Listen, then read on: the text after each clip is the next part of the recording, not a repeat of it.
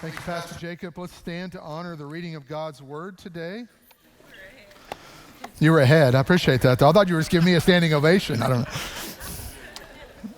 know. One of the things I've been doing over the last month or so, I've done it 2 years in a row now, is I've watched like an episode of The Chosen a day, kind of leading into Easter. This before season 5 came out into the theaters this weekend, and I was watching season 3 like a couple weeks ago, and it's where Peter is like talking to the Roman centurion, and he asks like, why do you Jews, Hebrews say shalom, shalom? And Terry kind of referenced it in the announcements, and he goes, well, shalom. Peter goes, well, shalom, it means peace. And then the centurion tells Peter in the show, he says, well, why do you say it twice? And Peter goes, well, because when you say shalom, shalom, it means perfect peace. And then, of course, obviously, Pastor Hennessy's been in the series on grace. And grace is grace exponential squared. And so as we turn our attention to Easter, we move into today and then the next 3 weeks, the resurrection is a big deal. And the title of our series is A Living Hope.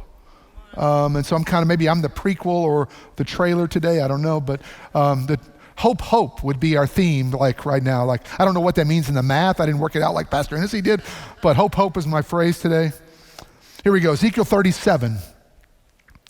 The hand of the Lord, verse 1, was on me, Ezekiel says. And the Lord brought me out by the Spirit of the Lord and set me in the middle of a valley. It was full of bones. And the Lord led me back and forth among them, and I saw a great many bones on the floor of the valley, bones that were very dry. I like how he gives a very dry, like really dead. He asked me, Son of man, can these bones live? And Ezekiel, Sovereign Lord, ruler of the universe, you alone know. And then down one verse, in verse 11, like I told the early service, I could read the whole chapter, but there are youth here, so they can only handle 4 verses. Then he said to me, Son of man, these bones are the people of Israel. He clearly interprets the scripture here. The bones represent the people of Israel. They say, our bones have dried up and our hope is gone. We are cut off. And this Trinity Church is God's word, and we believe it to be true. Thank you, guys. About 10 years ago, I began a book writing journey, and it just got published a few weeks ago. It's called Dry Bones and Dead Dreams. Yeah, thank you. But I've always wanted to do this. Anybody want a copy?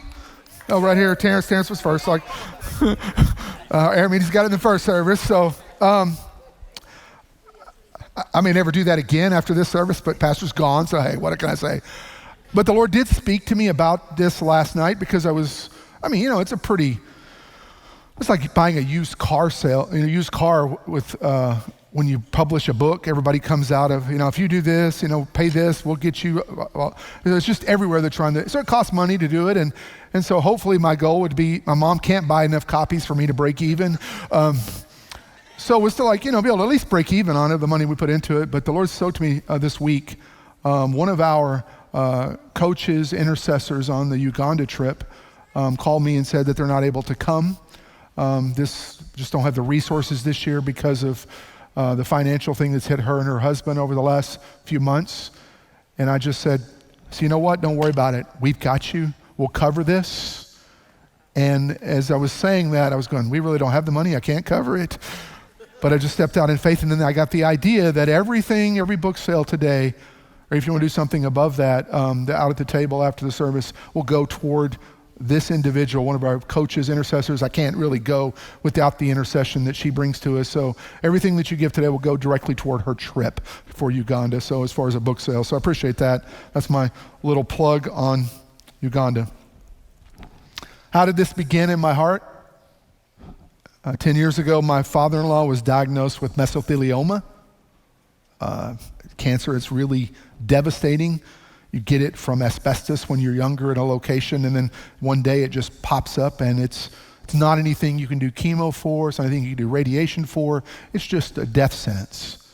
And He was very involved, he'd been at this church for a long time, and we began to declare what the church has said. This is a cancer-free zone. We're believing for a miracle over this. And the more we prayed in 2015 and the more we believed, the more his health and his vitality slipped away and the worse he got.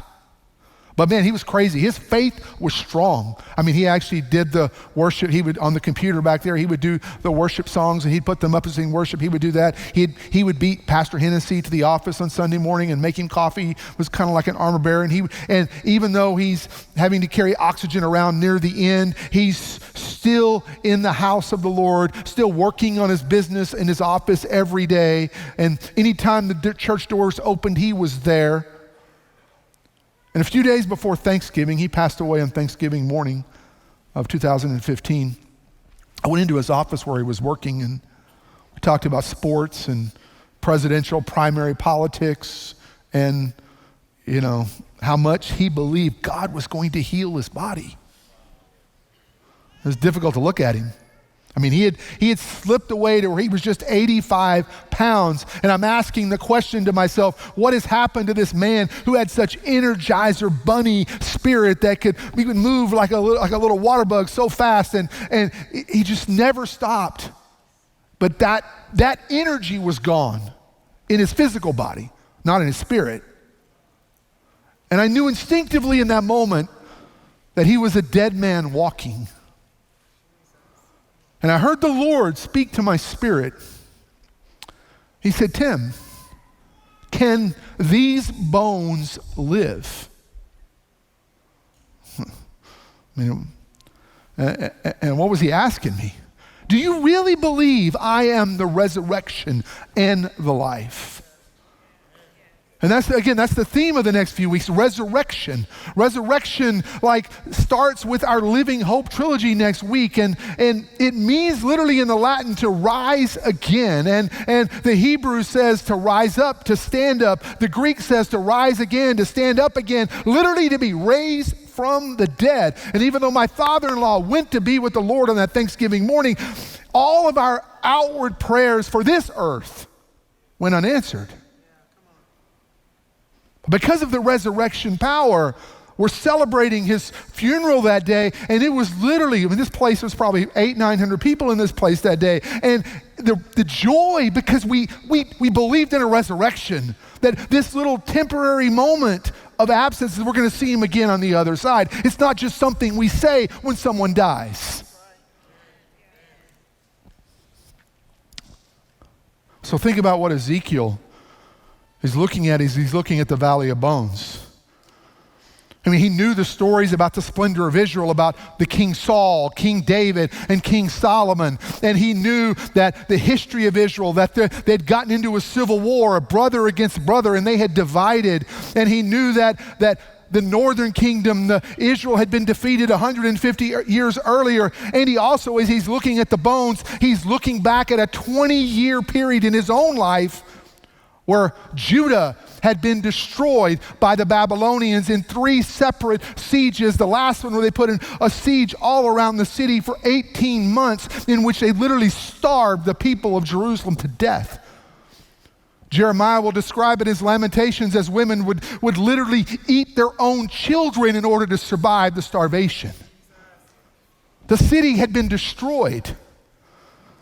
The temple, the place where they worshiped, was gone, and the nation of Israel, Judah, ceased to exist.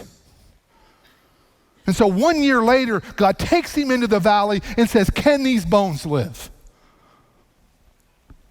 If I'm Ezekiel, I'm reminding God of his promise to Abraham in Genesis 12. I'm saying, hey, what about your promise that our descendants are going to be as numerous as the stars in the sky? God, are you a liar? Because we don't exist anymore. What do you do when the enemy and the seasons of life bring death? What do you do when your valley is scattered with nothing but dry bones? How do you respond when you believe for a miracle and you basically hear silence from heaven? See, we're not just talking about physical bodies, we're also talking about our hopes and our dreams. We're talking about things that we believe God has spoken to us, words that he's given us, promises that we've had from the Lord, and then all of a sudden, like after days and months and years, nothing has happened. I took my daughter, 28 years old, married, and 2 kids, and somehow I'm still paying for her theater tickets. Took her to see Les Mis a couple of weeks ago in Fort Worth, and Fantine steps out and says, life is so much different than what I thought it would be. And she goes on to sing in that song, life has killed my hopes and my dreams. Many of you know, if you've heard me for a while, you know that I'm a coach. I coached for 30 years. Junior high girls basketball started in 1981 all the way through 2018. Varsity boys basketball, varsity girls basketball, love coaching. And I had dreams when I first started coaching. I had dreams that I was going to win state championships. I had dreams that college coaches would come to me, someday, and then colleges would come. We want you to coach our university, and I'm going to be famous. I might make it to the NBA as a coach. I'm doing all these things that God He put that in my heart. But for the first 20 years that I coached high school basketball, boys and girls, we were at a pretty top level private school conference district that we wound up playing. We made the playoffs in 16 of those 20 years. And every year after year after year, we would lose the first game of the playoffs. And so as I approached 2002, 2003, my playoff record was 1 win and 15 losses. What about my dreams, Lord? If you know me, I hate losing more than I like winning. I went and watched one of our leaders. He coaches at Village Tech, their boys basketball. Went and watched one of the UIL playoff games a couple of weeks ago. They lost at the buzzer. So I'm talking to his fiance on the way out, and she goes, "Do you miss coaching?" I go, "Yeah, I miss coaching, but I don't miss not sleeping after that happens to you." It's devastating. And so when I retired, I'm done. And I stepped down. Ministry gotten too much, overwhelming. I can't coach anymore. And I'm just finished. And I'm going, I've literally spent 20 years of my life doing this, and I've lost every single time. I hate basketball. 3 years later, Pastor Hennessy walks into my office about a week before basketball season starts at Trinity Christian School, and he says, "Hey, the coach just resigned, took another job, another occupation, and so they want to know if you will coach the boys basketball team here at the school this year." I said, "Well, my son's a freshman. My oldest son was a freshman." I said, "I'll do it." I said, "But I want to go all the way through with him. Let me go at least 4 years so I can coach my son, through his high school career." "Okay, sure. We need somebody now. Go ahead, whatever you want." I guess they didn't know my playoff record. Starting in 2006 to 2018, we went 25-7 in the playoffs. We won 3 state championships. We were runner-up to the state title twice. We made the Final Four 7 times. And I'm standing there beside my son holding up my first state championship trophy his junior year in 2008. And the Lord is just bringing all the memories and all of the promises, everything back into my spirit. And it just built a faith inside of me that the things that God has promised are not dead. He goes, "I just work on my timetable." I said, "I blinded those people to how bad a coach you were so I could bring it back to you." Can these bones live? Can your dreams live? Can they rise again? And the first thing, if I was writing another chapter to the book, I would add, this would really be the chapter. The first thing you have to really understand is resurrection is possible. It's possible. Verse 3, can they live, Son of Man? Verse 3, Sovereign Lord, you alone know. He didn't look and say at the very dry bones, and when the Lord asked, can these bones live? He didn't say, no way in Hades or hell. I can't cuss in church, so I won't say hell. He didn't say, it's impossible. He didn't say, it can't be done. No, he said, you alone know. But you know what he also didn't say? And now, some people of faith in the Bible have been, but he also didn't say, absolutely, yes, the bones are going to resurrect. I see them coming alive. No, he couldn't get to that level of faith. He had Esther faith. You know what Esther faith is? Esther faith is like, Mordecai, you need to go into, Mordecai's telling Esther, you need to go tell the king, because you're the queen, go tell the king that he needs to change this law or all of our people are going to die. You have to go. You're the only person that can do this. Esther says, I can't do this. The king has not invited me into his chamber, into the courts in several months. And if I go in uninvited and he doesn't extend the royal scepter to me, I'm going to be killed. Yeah. Mordecai said, well, if you don't do it, we're all going to be killed. Are you going to be alive and all the rest of us are dead? And she goes, okay, I'll do it. If I perish, I perish. That's the kind of faith Ezekiel had. I guess, maybe, you know.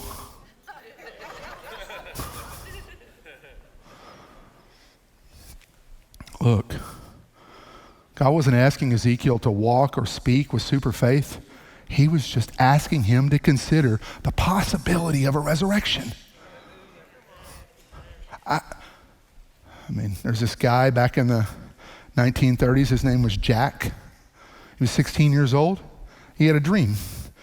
He had a dream of a half man, a half goat image standing under a lamppost, holding it. That goat man was holding an umbrella. And he goes, this is weird. Teenager, dream. And that dream, that image stayed with him his entire life. He could never get away from it. He goes, I know God gave it to me. He was a faithful believer. He's 40 years old, 24 years. Because you know what? I think I'm going to try to do something with this half man, half goat that's holding an umbrella, standing under a lamppost. I think I'm going to do something with this. And he sat down and he started to try to write a story about it. And as he began to start to write the story about it, C.S. Lewis says that a lion came bounding into his vision. And he thought, I'm going to call this lion Aslan. And then he started coming up with Lucy and Edmund and Peter and Susan. And he wrote the Chronicles of Narnia based upon a dream that he had 24 years earlier. And they would conclude 6 more books, 7 books that Netflix is about to do a series on almost 75 years later.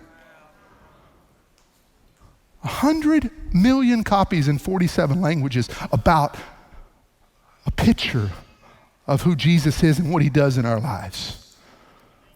He believed resurrection was possible. He never gave up on it. And see, you know in the Bible there are 10 recorded resurrections in the Bible. There will be an 11th when the 2 witnesses are raised in the book of Revelation time, but actual resurrections. Elijah resurrected the widow of Zarephath's son in 1 Kings 17. Elisha, Elijah's successor, resurrected the Shunammite woman's son in 2 Kings 4. And my favorite resurrection in the Bible, and Jesus, we're separating Jesus being resurrected.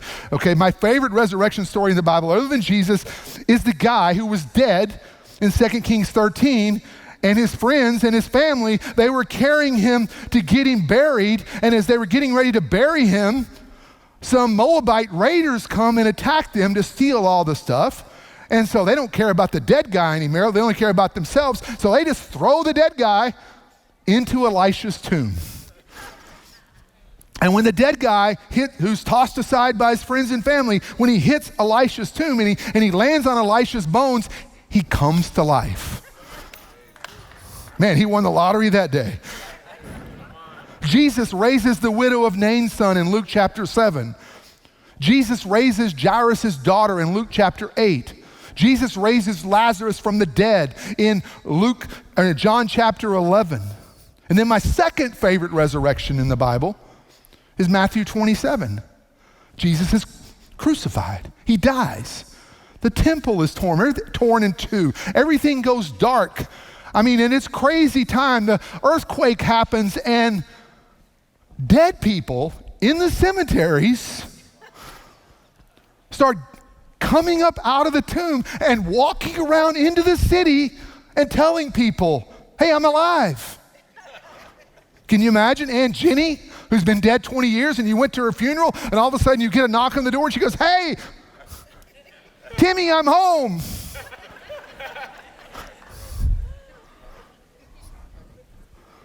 It's hard to believe the Bible sometimes, right? God raised Jesus from the dead.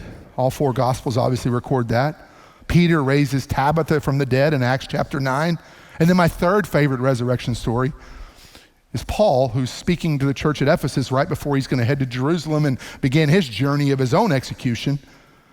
And he's going on and on and on, late into the night on the upper room, and a teenager, young adult, is listening to him preach, and Paul, according to the epistles, is kind of a boring speaker, not a good speaker, but a great writer, and he speaks forever. And so he falls asleep, the guy, Eutychus, and he falls out the window onto the ground 3 stories, and he dies. Maybe some of you feel like that today. The preacher's going on and on and on. Be careful if you're up there high, okay? I'll try, but I'm probably not Paul. Paul goes downstairs, lays hands on him, raises him from the dead, and goes back up and keeps on preaching. But you know what's crazy about each one of these resurrections? Is that for most of them, the possibility of a resurrection for their family and for their friends, it wasn't even something they had considered. In fact, most often, those about to receive the joy of a resurrection, they put roadblocks of doubt and discouragement and unbelief in the way. I mean, I call these type of things dream killers. My daughter wanted to be in a play, High School Musical, her junior year. She wanted to portray Sharpay. Now, she likes going to musicals. She knows all the songs for musicals, but she can't sing. And so when she says she's going to try out for Sharpay in High School Musical when she's a junior, I'm going, you can't get that role. You can't sing. And not only that, she's got to dance. There's a little scene where she goes up the steps, and you know our family DNA. We can't dance either. She goes, I don't care what you think. I'm trying anyway. And so she applied and then tried out, and maybe no one, I don't know what happened, but somehow she got the part. And she comes running into my office, from school there, and she goes, Dad, I got it. And I said, I knew you could do it. She looked at me, she pointed at me, and she goes, no, you didn't. You're a dream killer.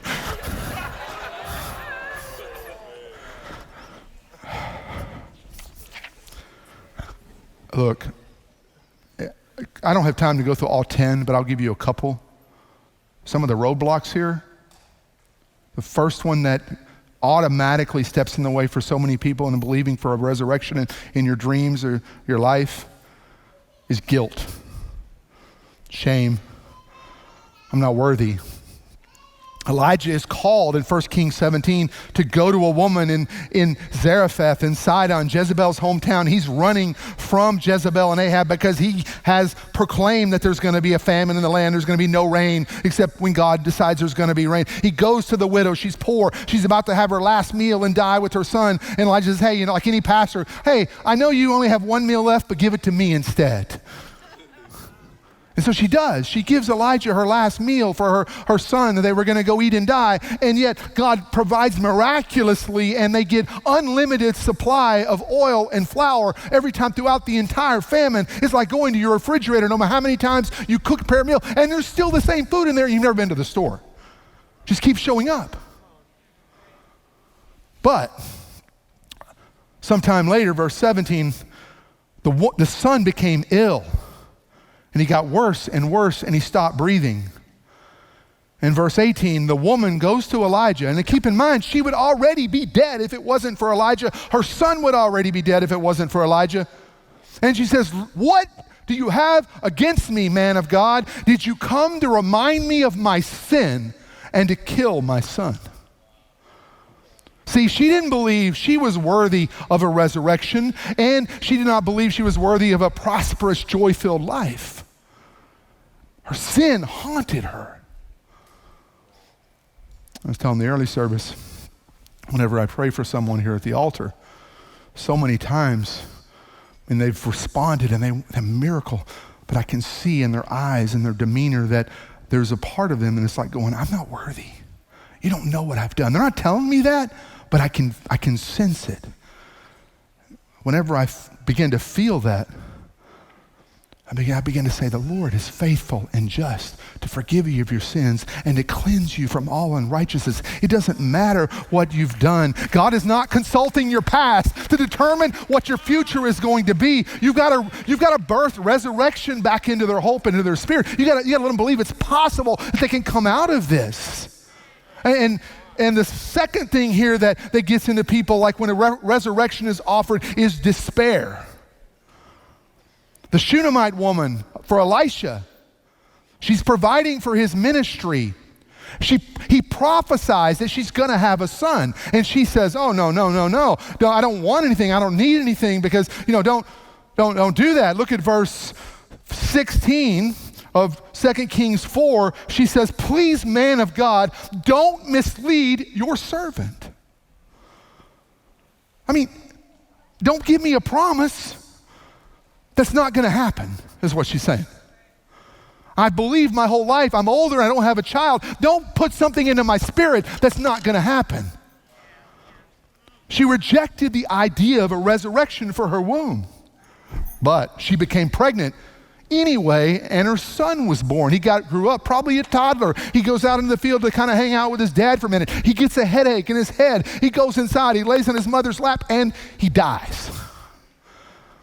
She gets her donkey and her servant, and she rides to Mount Carmel, and she confronts Elisha in 2 Kings 4:28.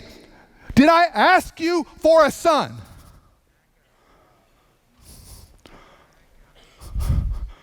Did I come and say, "Help me get a prosperous business"? Did I come and say, "I pray for my cancer"? No, I didn't ask you for anything. You just came and did it, and it looked like it was okay for a few minutes, but now you've raised my hopes.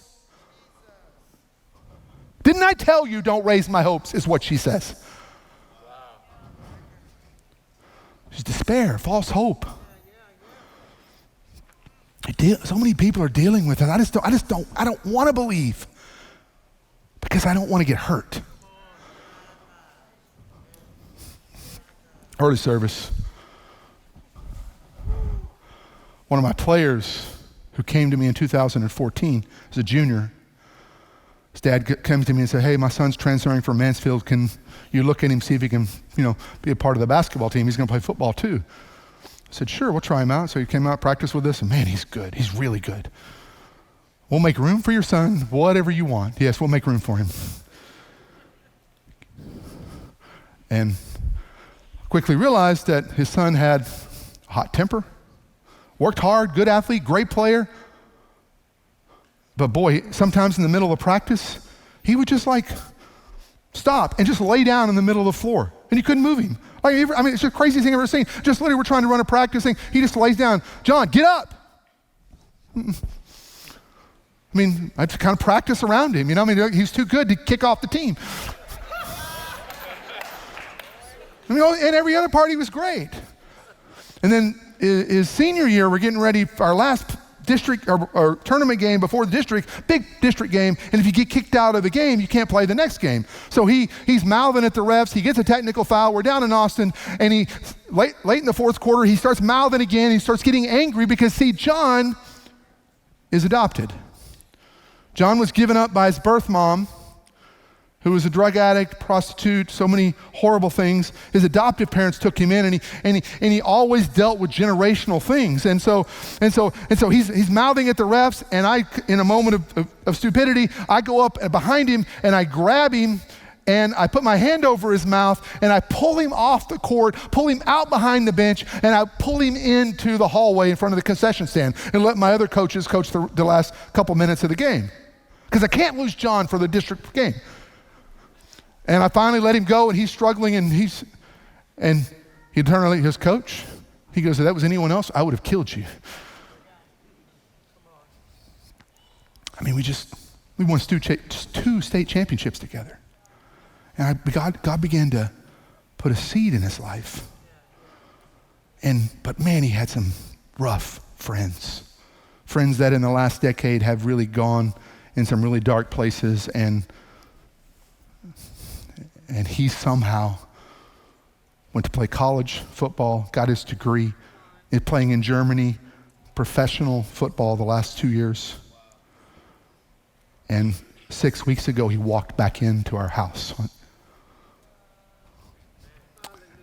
And when I saw John, we talk occasionally, 2 things were happening at once. One was joy, and the other was, is this a real, because he had an encounter with the Lord, and this was the only place he knew to come to find people who knew faith. And one is joy, and the other is going, how long will this last?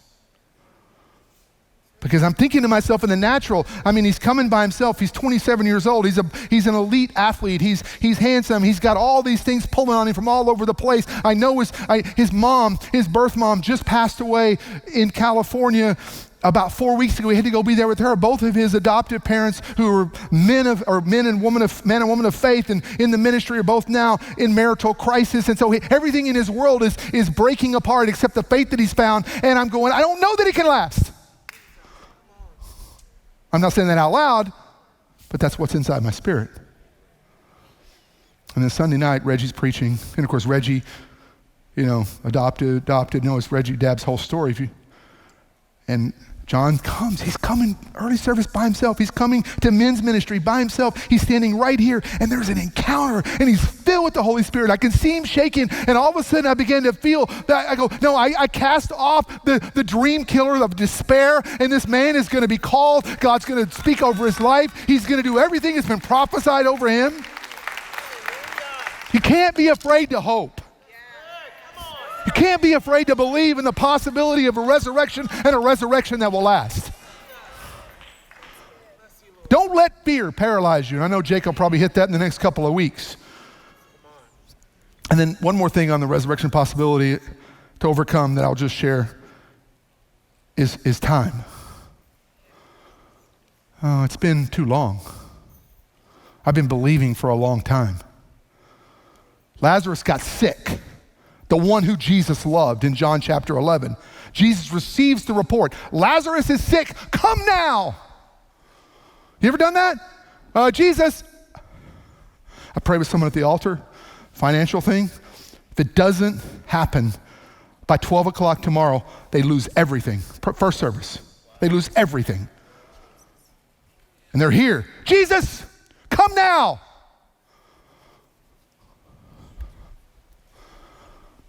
What did Jesus do? Let's hang out here a little bit. 2 days. And while Jesus is hanging out, Lazarus dies. Well, let's go to Bethany, guys. Well, he's dead now, Jesus. No, he's just sleeping. I'm going to go wake him up. So you don't know what's going on in his mind. You don't know what his timetable is. He arrives, verse 17 of John 11, he's already been dead 4 days. Jesus taken to the tomb, take away the stone. And Martha, but Lord, by this time there is a bad odor. He stinketh, the King James says. He's been dead 4 days. It doesn't matter, people of Trinity Church. It doesn't matter if it's 4 days, 4 weeks, 4 months, 4 years, 40 years, 400 years, 4,000 years. There's not a timetable on the resurrection that Jesus has over what he has spoken over your life and what he's promised you. Abraham promised, you're going to have a son. 25 years later, his body is older, and he's 100 years old. Sarah, her body is older, and she's 90 years old. Yet resurrection came. Joseph waited 13 years. His situation, you're going to be a great ruler. Yes, awesome, promise. Oh, wait, first you got to be a slave. Oh, now I'm doing good as a slave. Oh, wait, now you're going to be accused of rape. Now you're going to be a prisoner. God's path is, I don't understand it. You think Joseph is in the prison going, thank you, Jesus, I get to suffer for your name.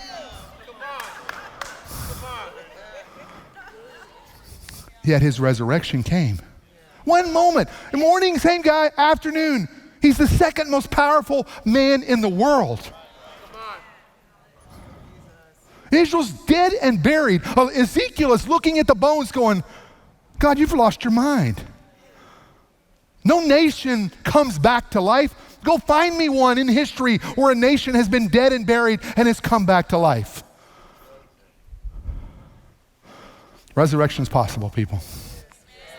And secondly, resurrection must be proclaimed. Verse 4 of Ezekiel 37, prophesy to these bones. Prophesy means to speak forth, literal. But if you're saying in the Lord's timing and the prophetic timing, it means to speak forth the words that God has given you. Ezekiel then goes, okay, well, you alone, Lord. No, I speak breath to the four winds. I speak life, east, west, north, and south. Graves are going to open. God's going to put his spirit in you bones, and you're going to return to your land. Even as Ezekiel's saying it, he's probably going, they're going to do what? But he's proclaiming it. At the Passover Seder, starting about 1,500 years ago, whenever the Jewish people would do their Passover, when they would have their meal, their last prayer, they would say this phrase, Lashana Hadaha. Lashana Hadaha, which literally means in English, next year, Jerusalem. They begin to prophesy. They begin to proclaim. Next year is going to be the year of Ezekiel's dream that we're going to go back to the land. We're going to what's been promised. Next year, we're going back to our homeland. Every year. They began to proclaim that. Speak life, not death. Speak hope, not despair. Jesus said to Mary and Martha, I am the resurrection and the life. In John 11:25, Paul writes, my God, he gives life to the dead. And he calls those things into existence that were not. I don't care if it's not in existence now. My God speaks life in existence in the things that don't exist right now. Jesus. They're laughing at him when he's saying, hey, Jairus' daughter, she's not dead. She's just asleep. Everywhere he went in his ministry, with his disciples, after he fed the 5,000, in front of the religious leaders, he said these things. The Son of Man is going to suffer. The Son of Man is going to be rejected by the priests and the Pharisees. The Son of Man must be killed. He said it all throughout the Gospels. But then he always follows it up with this. But the Son of Man will rise again in 3 days. If Jesus has to proclaim his resurrection, what makes you think you don't have to proclaim yours? And I've got this in my spirit. I'm just going to keep it to myself. No. Speak it forth. Make yourself accountable. And others around you to what God has given you. About 3 years ago, Becky had me meet. This is how missions works in our church outside of our monthly missionaries. People go, you're over missions. Well, I administrate missions. Becky's over missions. Something gets in her heart, gets in her spirit, and then she says, this is awesome, let's go do it. And then we go figure out how to do it. That's how missions works. And so she said, I met these people. They were from Canada. His dad has started the Christian network there in Canada. It's amazing, blah, blah, blah, all this kind of stuff. You've got to meet them, and let's do something with them. Where are they? Well, they're in Uganda now. Okay.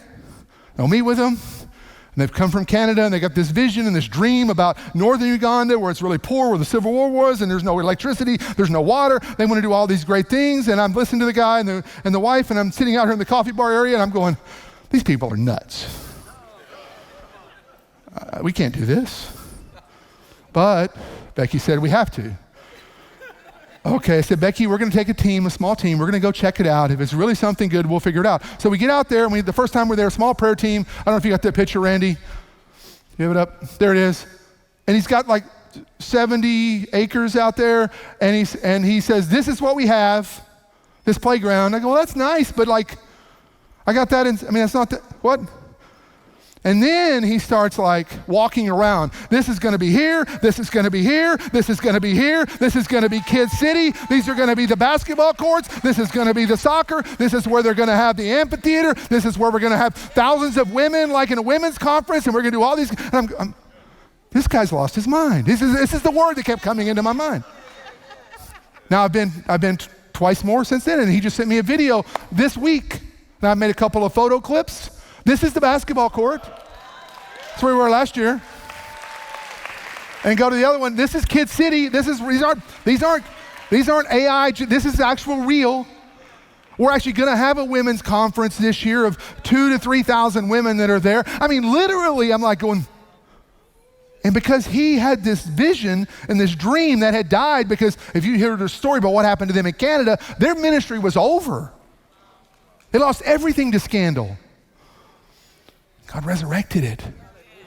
And then they got us along with them in other churches, and we're throwing, I'm thinking at Easter we might throw $100,000 at that dream if we have a good Lent offering on Easter. He proclaimed it. And the last thing, worship team, if you'll come. Resurrection must be practiced.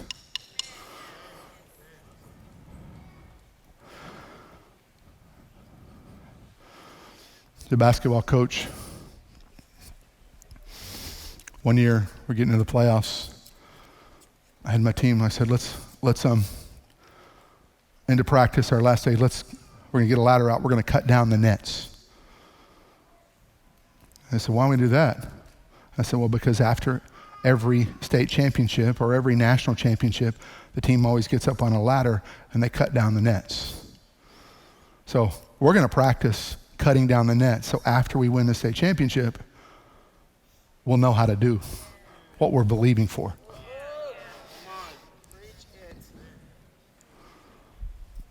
So Ezekiel 37:16, Lord says, son of man, take a stick of wood. This is a stick of wood. Write on it, belonging to Judah. And take another stick and write on it, belonging to Joseph. Join them together as one stick, as if they become one in your hand. And he's telling Ezekiel, I'm symbolizing that I'm going to put Israel back together. It's an example to the people that my future plans are you're going to be one. See, they had been divided for 400 years after Solomon's, had ruled. The northern kingdom had been destroyed. The southern kingdom had just been destroyed. And in verse 21, he says, I will take the Israelites out of the nations that I have scattered them where they have gone. I will make them one nation in the land on the mountain of Israel. There'll be one king over all of them, and there will never again be two nations, and they will never be divided into two kingdoms. There'll always be one stick. That's what I'm prophesying through you, Ezekiel. And that's what you're practicing. 2,600 years later, give or take a few days, in 1948, Israel became one nation again. Israel was turned to the mountain. Israel sits under one prime minister, and one day Israel is going to sit under one king, and his name is Jesus.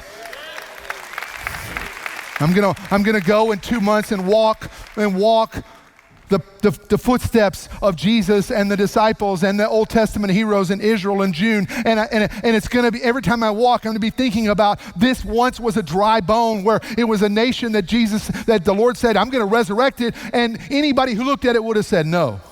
You've got to practice it. It's why we write out our financial dreams on envelopes and tithe envelopes in the memo line or on your push pay. It's why Pastor started talking about a dog park. This is a secret, he's not here. We're going to have a dog park.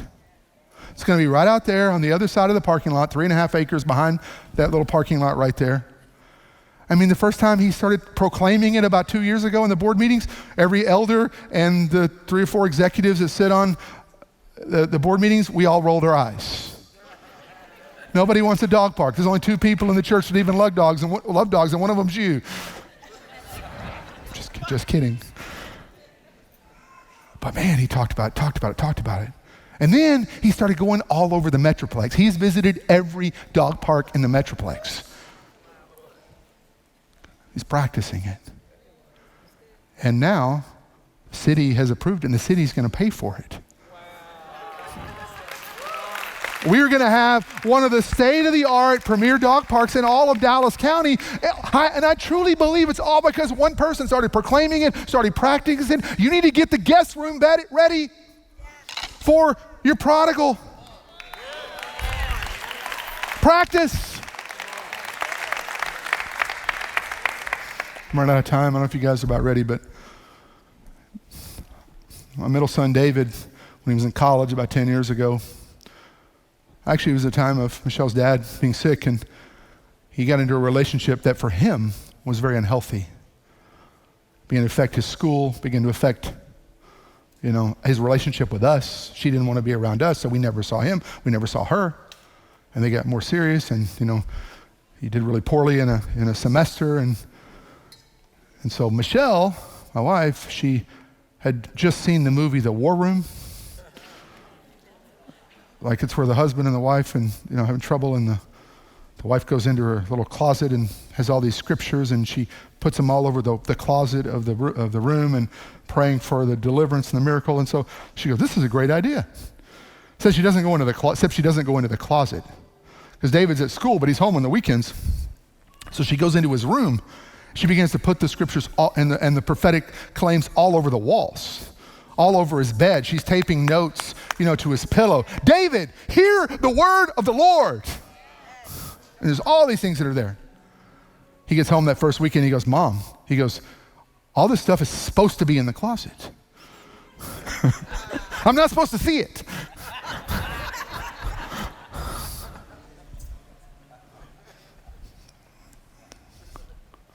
And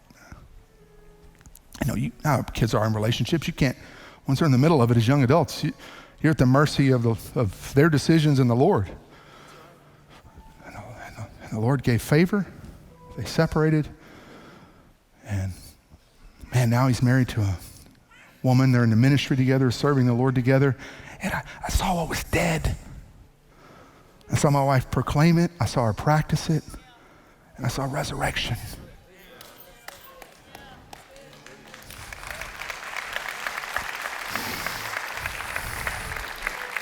Let's stand. I'd ask you not to leave. We're going to take a couple minutes. Second service, we can go a few minutes longer. Because we're going to pray. We're going to pray for some dry bones and dead things, and we're specifically going to pray for some prodigals, as Tommy mentioned. And we're going to worship for a second. And then we're going to have an altar time. We're going to go back to that song, "What a God." Because I want you to get resurrection power into your mind as we worship.